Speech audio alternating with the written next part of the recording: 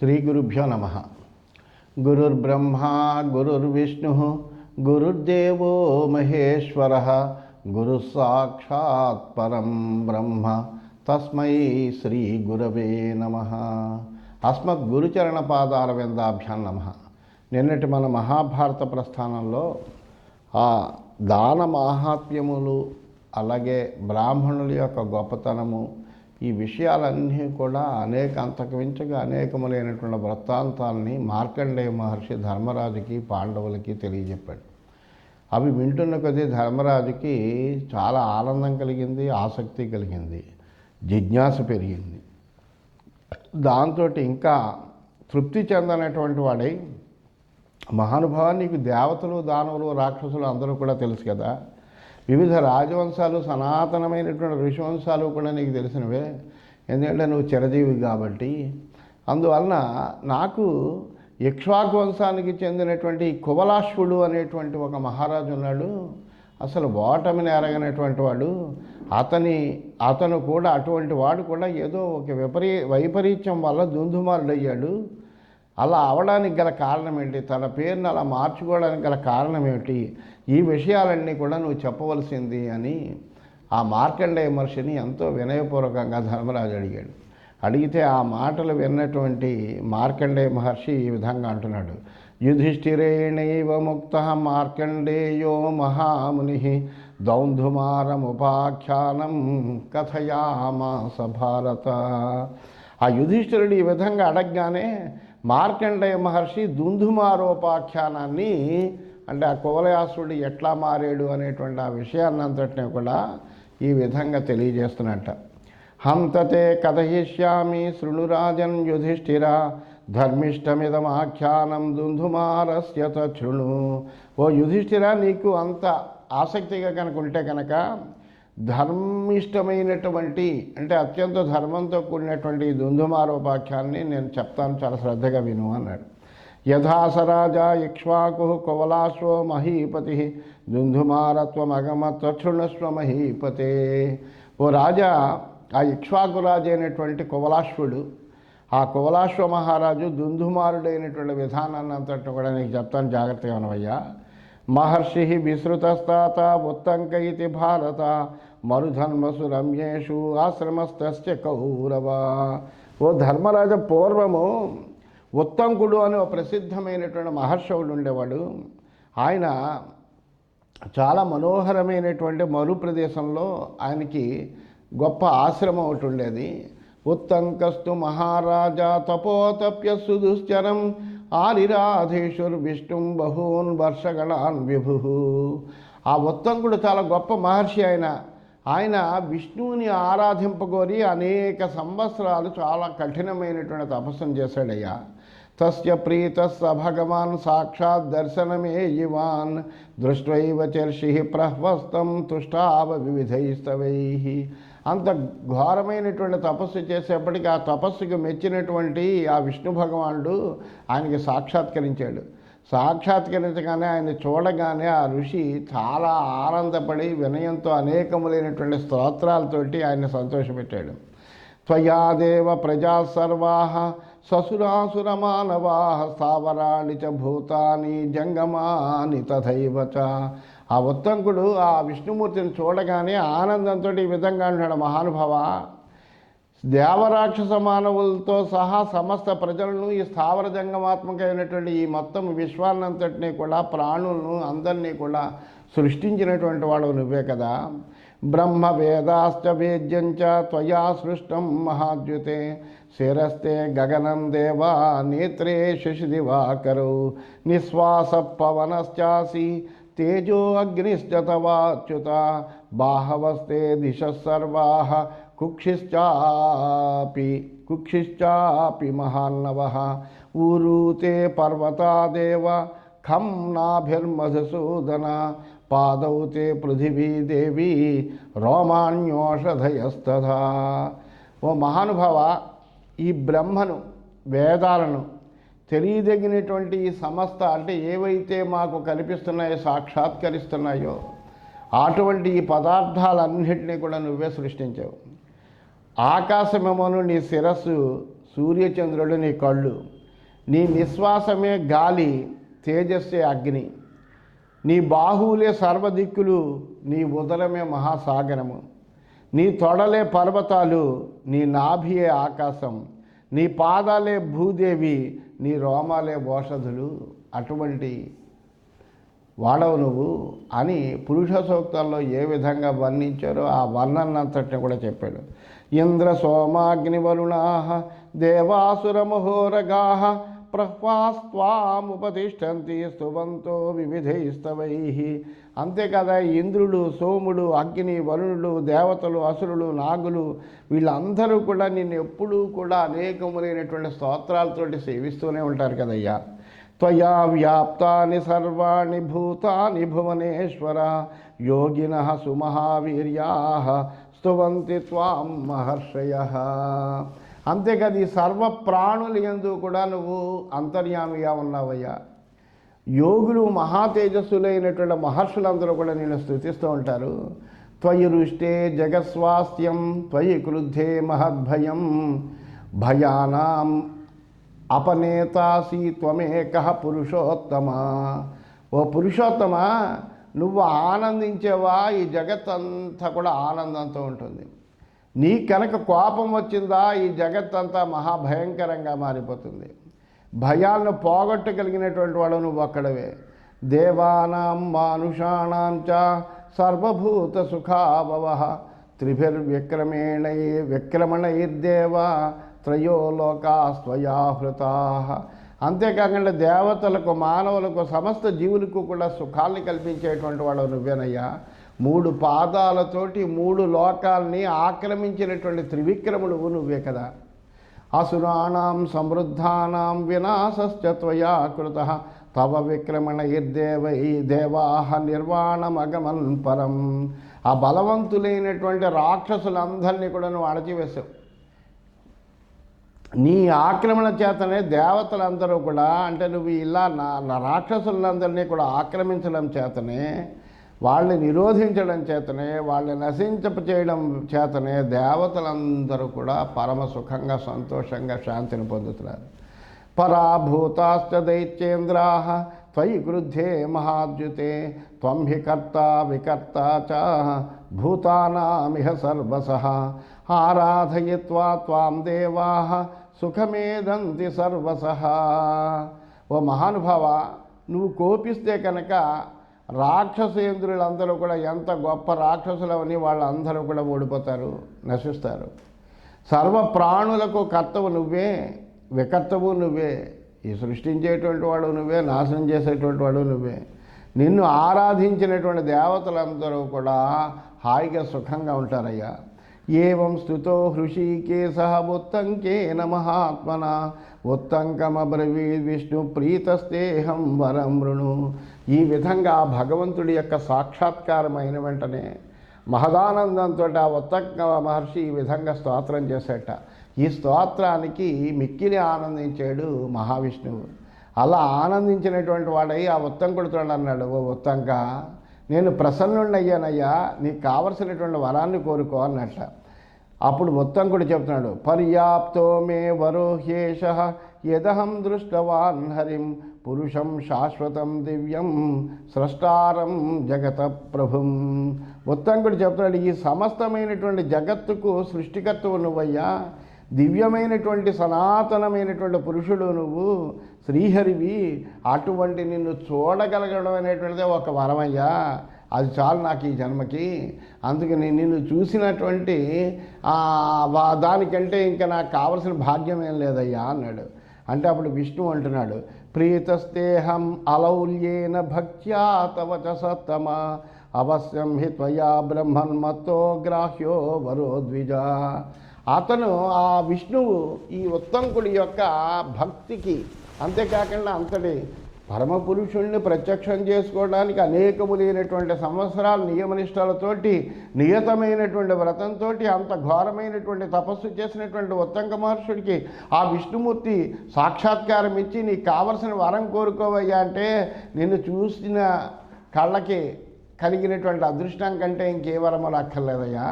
అందువల్ల నాకేం వరం అక్కర్లేదే, నేను చూడడం అనేటువంటిది ఒక గొప్ప వరం, అది నాకు ఈ జన్మలో సాధ్యమైంది, అంతకంటే నాకు కావాల్సిందేం లేదు అంటే ఆయన యొక్క భక్తికి అంతేకాకుండా లోలుపత్వం లేదంటే ఏ విధమైనటువంటి లౌల్యము చాంచల్యము లేదు, అది కావాలి ఇది కావాలి అనేటువంటి కోరికలు ఏమీ లేవు. అందువలన అలా వాటికి సంతోషించి ఆ విష్ణుమూర్తి అంటాడు, బ్రహ్మజ్ఞాని నువ్వు తప్పక నా నుండి వరాన్ని పొందాలి, నా యొక్క ఈ దర్శనము వ్యర్థం కాకూడదు, నీకు కావలసిన వరం కోరుకోవయ్యా అన్నాడు. ఏవం సచ్ఛింద్యమానస్తు వరేణ హరినా తదా ఉత్తంక ప్రాంజలిర్వవ్రే వరం భరత సత్తమా. ఎప్పుడైతే ఈ విధంగా ఆ విష్ణువు వరం కోరుకోమని పట్టుబట్టి చెప్పాడో అప్పుడు ఉత్తంకుడు చేతులు జోడించి ఒక వరాన్ని కోరుకున్నట్ట. యది మే భగవన్ ప్రీత పుండరీకనిభేక్షణ ధర్మే సత్యే దమే చైవ బుద్ధిర్భవతు మే సదా అభ్యాసశ్చ భవేద్భక్త్యా త్వయి నిత్యం మమేశ్వర. చాలా అద్భుతమైనటువంటి వరాన్ని కోరుకున్నాడు. నాకు ఏ సంపదలు అక్కర్లేదయ్యా, ఏ రాజ్యాలు అక్కర్లేదు, ఏ భోగాలు అక్కర్లేదు, నాకు మీద కనుక నీకు ప్రసన్నత కలిగితే, నాకు నా యందు నువ్వు చాలా అనుగ్రహంతో ఉంటే కనుక నాకు నిత్యము ధర్మం మీద, సత్యం మీద, దమం మీద బుద్ధి నిలిచేటట్టుగా చెయ్యి, అంత మించి నాకు ఇంకేం అక్కర్లేదు. అటువంటి వరాన్ని ఇవ్వయ్యా. ఎప్పుడూ కూడా నీ భజన అందే, నీ నామస్మరణం చేయందే, నిన్ను తలుచుకోవడం అందే, నిన్ను ఆరాధించడం అందే నాకు నిత్యము అభ్యాసం కలిగేటట్టుగా చేయవయ్యా, అంతకు మించి నాకేమక్కర్లేదన్నాడు.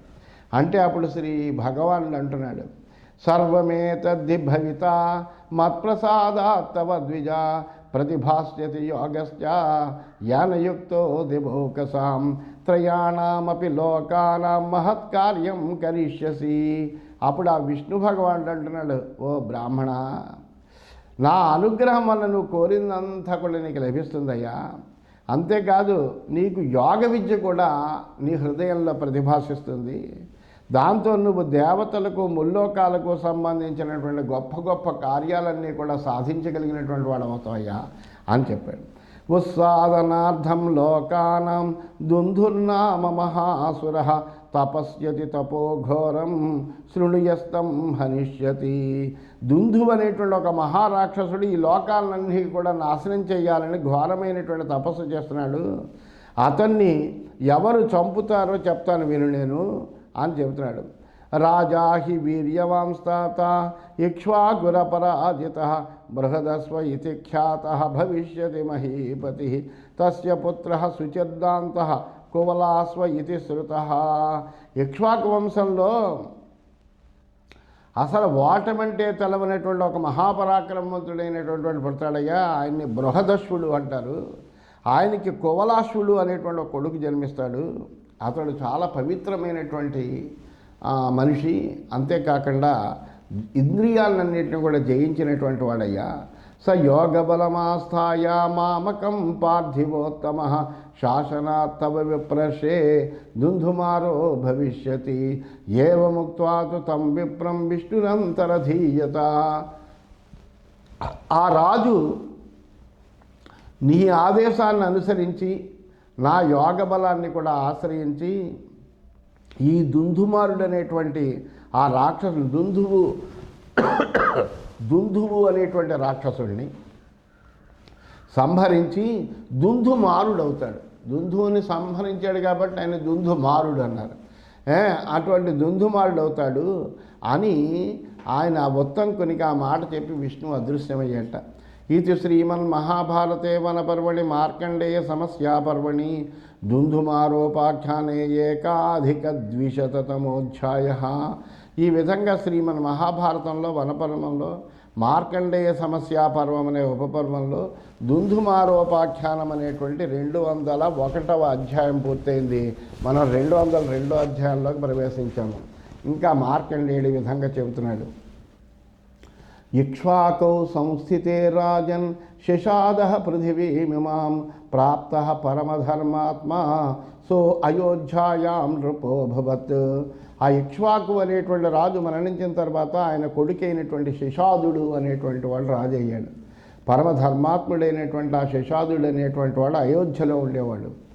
శశాదస్య తు దాయాదః కకుస్థో నామ వీర్యవాననేన చాపి కాకుస్థః పృథుశ్చానేన సస్వతః. ఆ శశాదుడికే కకుస్థుడు అనేటువంటి కొడుకున్నాడు. ఇక్కడ చూడండి, ఇక్ష్వాకు అనేటువంటి రాజు ఉండడం చేత దానికి అసలు ఇక్ష్వాకు వంశం అనే పేరు వచ్చింది. ఈ కకుస్థుడు అనేటువంటి గొప్ప రాజు ఉండడం వల్ల కకుస్థ వంశము అని వచ్చింది. ఆ తర్వాత రఘు అనేటువంటి రాజు ఉండడం వల్ల దానికి రఘువంశము అని పేరు వచ్చింది. ఇలా ఆ వంశంలో పుట్టినటువంటి గొప్ప గొప్ప రాజుల వలన ఆ వంశానికి ఆ విధమైనటువంటి పేర్లు వచ్చాయి.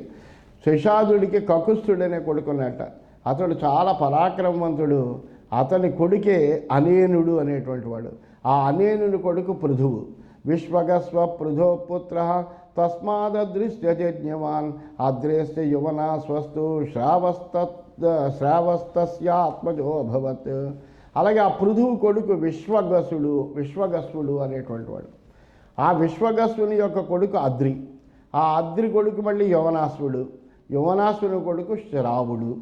తస్య శ్రావస్తకో జ్ఞేయః శ్రావస్తీయేన నిర్మిత శ్రావస్తకస్య దాయాదః బృహదస్వో మహాబలః. అలాగే ఆ శ్రావుని కొడుకే శ్రావస్తకుడు. ఆ శ్రావస్తీపురము అనేటువంటి ఒక పురాన్ని నిర్మించాడు ఆయన. ఆ శ్రావస్తకుడు ఆయన నిర్మించిన పురం కాబట్టి దాన్ని శ్రావస్తీపురం అన్నారు. అలాగే ఆ శ్రావస్తుని యొక్క కొడుకే బృహదస్సుడు అనేటువంటి వాడు. ఈ బృహదస్సుడు చాలా అమితమైనటువంటి బలపరాక్రమాలు కలిగినటువంటి వాడు. బృహదస్వస్య దాయాదః కువలాశ్వ ఇతి స్మృతః కువలాశ్వస్య పుత్రాణం సహస్రాణ్యేకవింశతిః. అలాగే ఈ బృహదస్సుని యొక్క కుమారుడే కువలాశ్వుడు. ఈ కువలాశ్వునికి ఏకంగా 21 సహస్రాణి పుత్రాः సంతి. అంటే 21,000 మంది కొడుకులు ఉన్నట్ట. సర్వే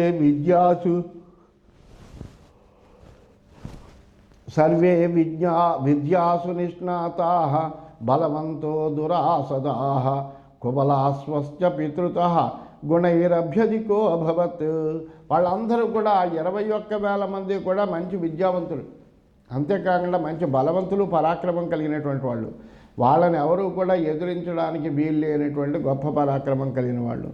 ఈ కువలాసుడు సద్గుణాలతో తండ్రిని మించిన తనయుడు, అంటే బృహదస్సుడి కంటే చాలా గొప్పవాడు. సమయేతం పితారాజ్యే బృహదస్వో అభ్యసేతేత్ కువలాస్వం మహారాజా సూరముత్తమ ధార్మికం.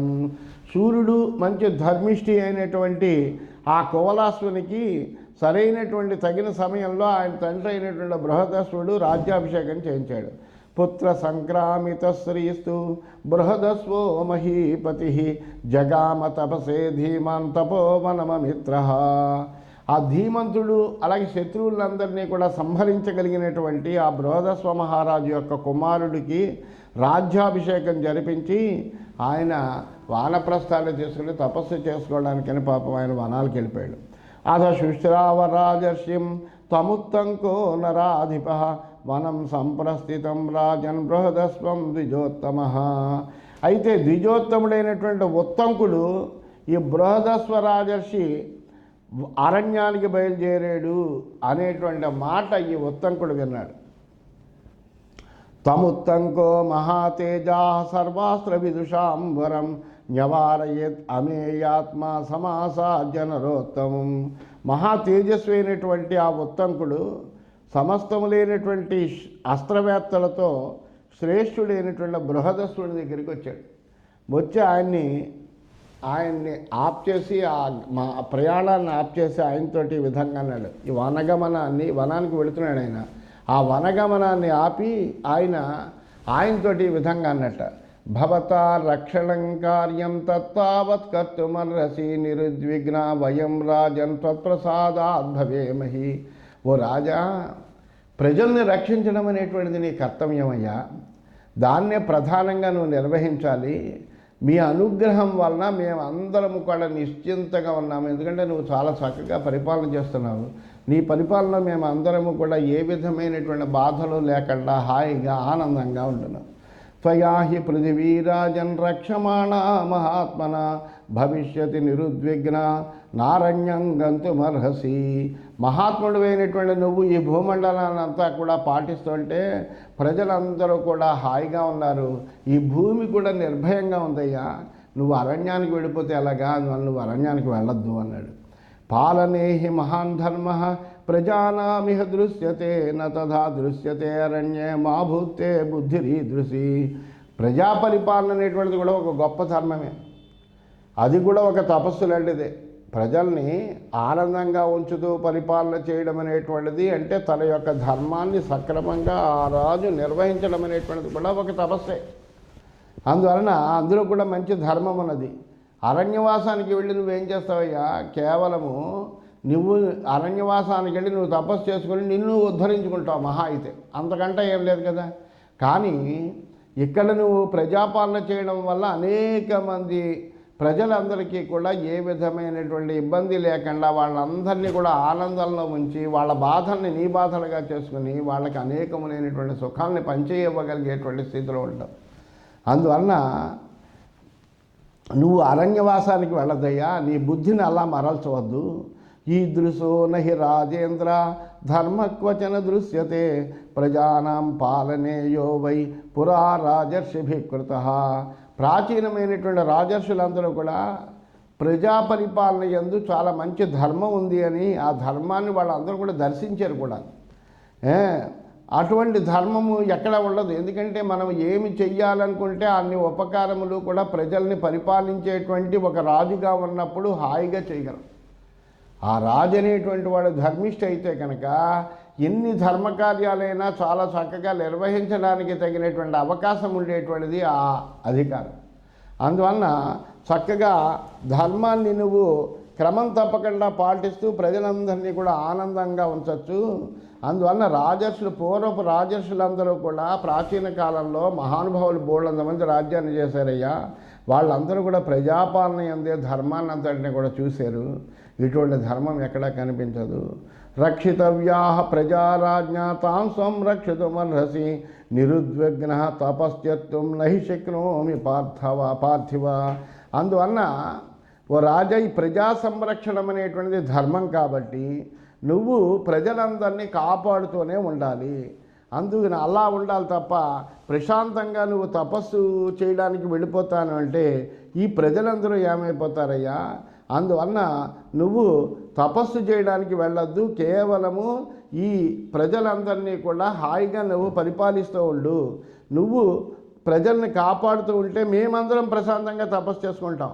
అంతేకాని నువ్వు వనానికి వెళ్ళిపోతున్నావు అంటే నేను ప్రశాంతంగా తపస్సు చేసుకోలేకపోతున్నాను అని ఆ ఉత్తంకుడు ఇంకా చెబుతున్నటువంటి అంటే తాను ఈ రాజు యొక్క గొప్పతనాన్ని, ఆ రాజు వనానికి వెళ్ళిపోతే అలాగే నీలాంటి ధార్మిష్ఠులైనటువంటి రాజులు అలా పరిపాలన చేస్తూ ఉండాలి అనేటువంటి విషయాన్ని చెబుతూ ఆయన ఇంకా కొన్ని విషయాలు చెబుతున్నాడు. ఇవన్నీ రేపటి భాగంలో చదువుదామని తెలియజేస్తూ స్వస్తి.